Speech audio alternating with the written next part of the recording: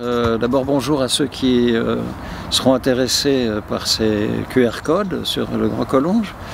Alors moi-même je m'appelle Luc Franzoni, je suis collongeois depuis un certain nombre d'années. Avant j'étais travaillé aux Nations Unies avec mon épouse, on a fait différents pays dans le monde et on est revenu s'installer ici en 2003. Alors le Grand Collonges, dans lequel j'ai le privilège de vivre, et au fond pas mal de gens, parce que ça concerne la sphère géographique, c'est au fond depuis le bas Collonges, en gros l'autoroute. L'autoroute elle a pris des terres qui étaient à nous autrefois, et ça va jusqu'au petit bourg d'en haut. Et donc c'est un peu au cœur du village, et entre la partie coteau et la partie plaine. Et donc c'est un peu une zone un peu stratégique entre Bosset, Collonges, Archamps. Alors le Grand Collonges, voilà, nous, les archives dont je dispose démarrent en 1584 avec la vente par les barons Villars à M. Fabry, qui était chef du gouvernement de Genève à l'époque, de terres et maisons, certainement pas celles qui existent maintenant, quoique peut-être tout ce qui est ferme, peut-être plus ancien que la maison dont nous parlerons tout à l'heure. Cette baronnie Villars est une ancienne famille de la noblesse française qui a refusé de rejoindre la cour de France quand il y a eu les appels pour contrôler la noblesse, et donc ils sont restés sur place, à Collonges. Et donc ils ont eu beaucoup de... on ne sait pas très bien où ils habitaient, ils avaient beaucoup de propriétés. Il y a des villages, par exemple sur le Salève, qui s'appellent Villars. On a par exemple une parcelle sur le Salève qui s'appelle Sous-Villars. Mais c'est un nom assez fréquent, assez répandu. Et petit à petit, cette famille a disparu parce qu'elle est revenue au paysanat. Et moi, j'ai connu les derniers barons Villars qui habitaient une toute petite maison du bourg d'en haut et qui étaient des paysans, deux frères, qui avaient été gazés par le gaz moutarde pendant la Première Guerre mondiale et qui avaient une classe absolument extraordinaire. Et leur sœur était cuisinière ici. Donc ça rappelle pas mal de souvenirs littéraires comme le Guépard, hein, le film avec aussi, qui est devenu un film, voir les changements de la société et tout ça. Ensuite, donc ce Fabry a lui-même vendu en 1637 les terres qui étaient là et les maisons qui faisaient partie de ce domaine à la famille Baulacre-Perdriau. Baulacre, c'était une famille, une dame qui était la première entrepreneuse de fil d'or d'Europe et qui avait environ 3000 ouvriers répartis entre Collonges, le château de Bosset et Lancy. Et donc une des premières fortunes de Genève. Et son mari était aussi membre du gouvernement. Perdriau, c'est une grande famille, un grand nom genevois, qui vient au départ, c'est une branche protestante de la famille Perdriau qui était à Saint-Étienne. Il y a un maire, Perdriau, qui est la famille catholique, qui a été accusé d'harcèlement sexuel il n'y a pas tellement longtemps, etc. Et donc voilà, la famille catholique est restée à Saint-Étienne et celle-là, donc Perdriau-Baulacre, s'est installée ici. Jusqu'en 1710. 1710, à ce moment-là, c'est la famille de la mère de mon grand-père, la famille Boutillier de Beaumont, qui, après la révocation de l'édit de Nantes, s'est installée à Genève. Et pour être genevois de bon teint, il fallait à ce moment-là avoir un domaine à la campagne et un hôtel particulier à Genève. Et eux, ils avaient le 8 rue des Granges, c'est la plus belle rue de Genève, 8 rue des Granges, et ont acheté ce domaine, qui était sous la, si vous voulez, l'autorité genevoise. Ça, c'est une chose qu'il ne faut jamais oublier. Donc, ils n'allaient pas ni acheter en Sardaigne, catholique, ni en France. C'était donc, cette zone-là était sous obédience genevoise. D'ailleurs, les papiers le démontrent et tout ça. À partir de 1754, il y a eu des échanges de terrains cadastraux avec la Sardaigne, entre la Sardaigne et Genève. Il y avait une grande famille dont nous sommes apparentés, les Lulin de Châteauvieux, qui ont une maison à Archamps, qui est un petit château comme ça. Quand on remonte le chemin où il y a les poubelles, ce qu'on appelait le chemin de Vauvray, autrefois, maintenant ça s'appelle le chemin du Plan, il y a une belle maison, c'était la maison Lulin. Ils avaient différentes propriétés à Évorde, à différents endroits. Et donc c'était la famille la plus importante de Genève. Et il y a eu un échange parce que eux, Évorde était en Sardaigne, Collonges était à Genève. Et si vous voulez, donc il y a eu un échange de terrain. Collonges, à ce moment-là, est devenu sarde. Et Évorde est devenu suisse. Et pour compenser les propriétaires ici, il n'y avait d'impôt ni en Suisse, ni à Genève, il n'y avait pas encore, Genève n'avait pas rejoint la Suisse, pas d'impôt à Genève et pas d'impôt en Sardaigne. Donc ça, c'est dans les documents et tout ça. Ce qui normalement est toujours valable maintenant, parce que ce sont des anciens droits coutumiers, même après la signature du traité de Vienne en 1815, après la chute de Napoléon. Bon.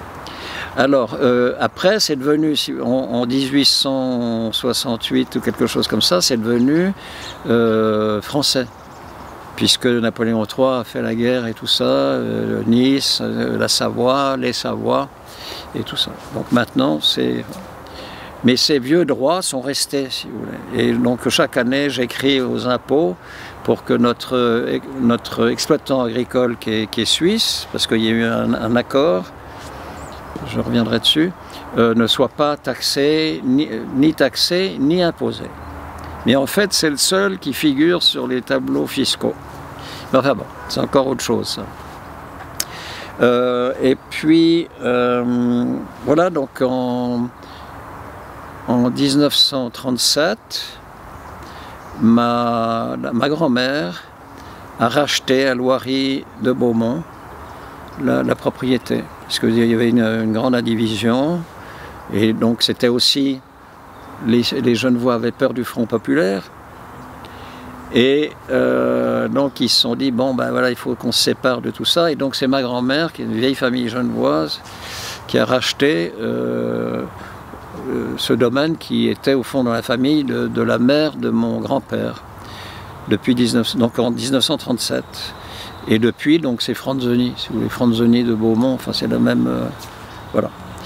Et donc il y a eu, c'est une maison, évidemment c'est la plus ancienne de Collonges, hein,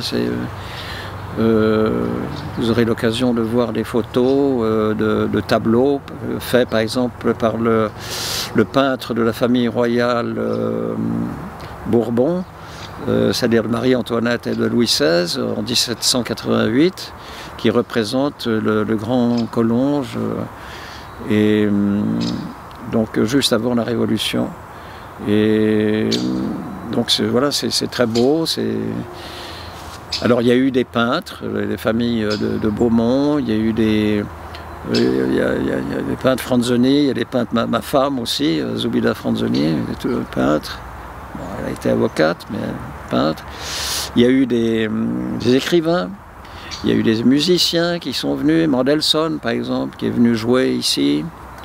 Il y a eu un grand écrivain qui s'appelle Jean-Paul de Dadelsen, qui est un grand poète, mais qui a fait beaucoup de choses pour le Centre européen de la culture à Genève, etc. Bon, et donc, voilà, c'est des terres qui sont très proches de Genève et qui font partie du Grand Genève, si vous voulez, et qui ont été classées donc au titre des monuments historiques, au titre d'une authentique propriété de famille ancienne, en 2000 par le préfet de région. Et si vous voulez, à l'intérieur, comme pièce dominante, il y a un salon chinois qui a été donc posé par le cousin germain de Benjamin de Constant, qui s'appelait donc Charles de Constant, dit le Chinois, qui avait beaucoup d'intérêt avec la Chine, et qui a ramené un papier qui est collé malheureusement contre le mur de ce salon, et qui raconte la vie sociale chinoise, et qui là, ces monuments historiques. Et d'ailleurs, nous allons recevoir prochainement des experts financés par l'université de Canton, en Chine, pour faire un inventaire de l'État. Ils font un inventaire des papiers chinois de Canton en Europe. Il n'y en a pas beaucoup. Donc on a été sollicité. Et voilà, et donc ça, avec la bénédiction des monuments historiques de France, qui n'ont pas beaucoup de moyens, et donc ils auront aussi cet inventaire des papiers chinois en France. Alors voilà, donc dans la partie centrale, nous avons donc la première maison qui a été faite par la famille Beaulacre-Perlerio, parce qu'avant on ne sait pas, il y avait des maisons, mais probablement elles ont été détruites, hein, celles des barons Villars. Et donc la plus ancienne date de 1677. Quand les Beaumont sont venus, ils ont construit une aile qui est là, et donc ils l'ont construit immédiatement en 1710. Ils avaient d'autres projets d'agrandissement, mais finalement ils n'ont pas fait. Ils ont fait la petite maison, ce qu'on appelle la petite maison, parce que là on dit la grande maison, parce que si vous voulez tout ça, c'est pas un château, c'est pas un manoir, c'est pour ça qu'on l'appelle le Grand Collonges. Il y a la grande maison et la petite maison, c'est une maison qui est en face, qui appartient à des cousins à nous, les Reverdin, qui est une famille genevoise de grands médecins et de philosophes et tout ça. Qui sont d'ailleurs dans l'ancien hôtel particulier des Beaumont, le 8 rue des Granges à Genève, et donc 1804. Et puis il y a toute une série de bâtiments. Bon, moi j'ai par exemple une partie de la vieille ferme qui probablement est plus ancienne que ces maisons-là. Et puis il y avait tout le petit village, parce qu'à un moment donné, j'avais un ancêtre de Beaumont qui était au fond avait laissé Paris totalement, et s'était tourné vers l'Italie, et qui adorait l'Italie. Et donc ils ont fait construire, ils ont fait venir des artisans italiens. Et vous avez beaucoup, par exemple, comme les Stella, qui est un vieux nom d'ici, et qui habitait la ruelle du Bourg d'en Haut. Et c'était pour faire, par exemple, des faux marbres, des petits monuments. Autrefois, il y avait plein de petits monuments comme ça. Il y avait aussi des ponts. Tout ça, c'est évidemment avec l'érosion des sols, l'usure du temps, et puis quelquefois l'indélicatesse de promeneurs, d'enfants. Bon, parce que moi j'ai connu ces vieux ponts, mais bon, voilà, ils ont disparu. Et alors au niveau des terres, c'est ça qui était très intéressant. Donc c'est un exploitant suisse qui est donc responsable, et à la mort du précédent, il y a eu à un moment donné un mouvement des Français en disant on veut récupérer les terres, c'est chez nous, etc. Et puis finalement, c'est pas du tout ça, parce qu'il y a des traités très anciens et qui ne peuvent être détruits que par la Suisse si elle renonce à ses droits, ou si on réunissait les puissances exactement comme elles étaient au traité de Vienne de 1815. Et donc, pour mettre fin à ce conflit, il y a eu une réunion entre celui qui est devenu le président Chirac, mais qui à ce moment-là était ministre de l'Agriculture, et puis le président de la Confédération. Et donc il y a eu un accord qui fait que les terres sont sous la responsabilité d'un paysan suisse, genevois, qui pendant longtemps a été la famille Bartassa, qui a donné un ministre de l'Agriculture, d'ailleurs à Genève. Maintenant, c'est M. Aurélien Lacrat, et qui sous-loue une partie des terres qu'il exploite aux Français pour leur permettre de rester à la sécurité sociale. Voilà. Et donc, vous avez par exemple la famille Convert, la famille Pellet, qui font partie de cet arrangement. Et aussi, il faut que je le signale, donc c'est le père de ma grand-mère, Edmond Boissier, qui était colonel de haut niveau d'état-major en Suisse, qui était vice-président du Comité international de Croix-Rouge, député maire à Genève, qui a fondé les laiteries réunies de Genève et qui ont permis à la paysannerie franco-valdo-genevoise d'être ce qu'elle est aujourd'hui. Et cette entreprise transfrontalière de premier ordre est toujours active et produit des productions qui sont de très bonne qualité pour le consommateur franco-suisse. Bon, il y a un petit chose très très rare. Nous avons un petit cimetière qui est dans les bois et voilà, qui est tout à fait exceptionnel et très beau. Et d'une manière générale, les gens respectent ces lieux. Nous, on a toujours laissé les gens passer, si vous voulez, chez nous, parce que de toute façon, quand on met des barrières, les gens les cassent et tout ça. Donc, voilà, on demande simplement aux gens de ne pas abîmer, et de marcher tranquillement et de tenir leurs chiens. Mais voilà, donc c'est un endroit magnifique, évidemment, c'est très beau, j'ai beaucoup de chance, ma famille aussi, de pouvoir vivre ici. Combien de temps ça durera, on verra bien. Oui, c'est tout ça. Il y a environ, on a des terres sur le Salève, on a environ une quinzaine d'hectares sur le Salève. Donc ça s'appelle, il y a deux grandes parcelles, il y a Souvillard et il y en a une qui s'appelle La Bête.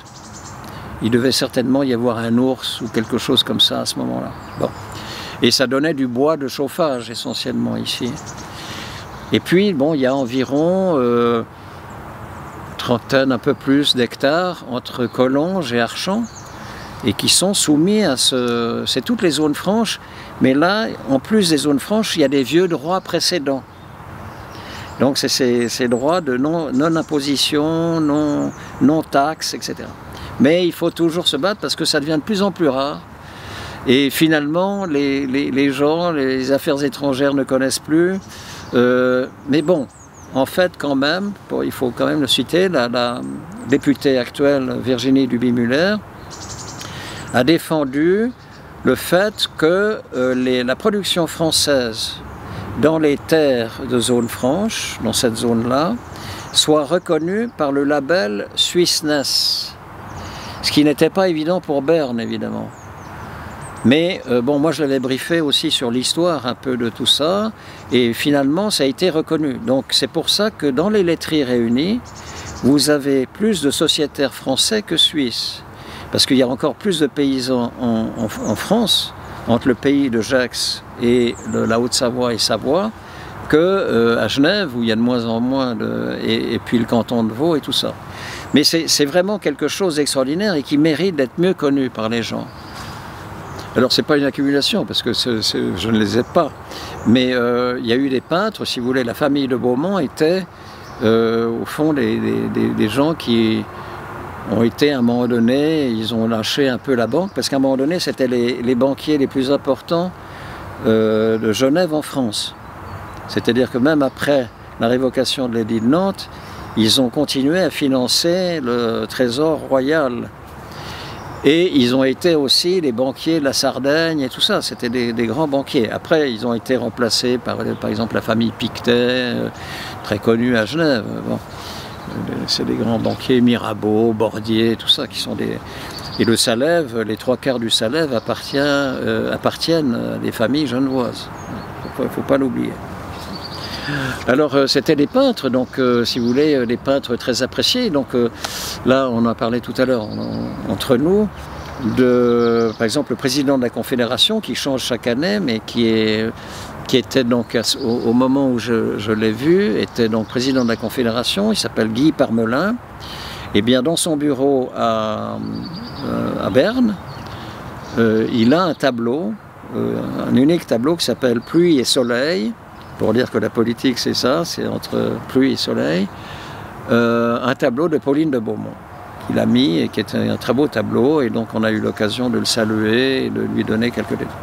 Après, il y a eu d'autres peintres, c'est-à-dire il y a eu par exemple Bruegel l'Ancien, il y a eu des Franzoni, la dernière c'est mon épouse, Zubida Franzoni, et puis bon, je vous dis, il y a des écrivains, c'est-à-dire mon grand-père était à la fois diplomate, graphologue et poète, il a reçu les grands prix de l'Académie française. Jean-Paul de Dadelsen, mon frère malheureusement décédé, Jean-Marc Franzoni, grand poète. Bon, alors la poésie, maintenant les gens ont un peu de difficulté, mais et tout ça, moi j'ai donné les archives aux archives littéraires suisses de Berne. Mais peut-être c'est fini, non?